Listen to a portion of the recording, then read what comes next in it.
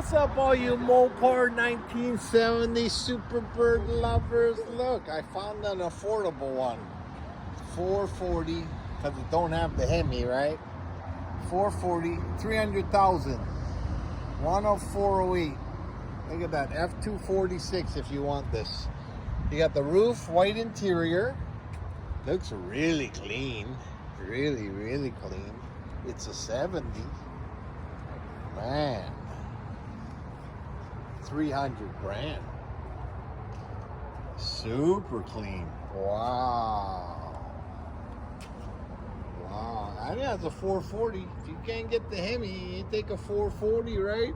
No problem. 300 grand. Man, that's a deal. Superbird. One day this car will be worth $1 million. See you on the next Florida Car Show.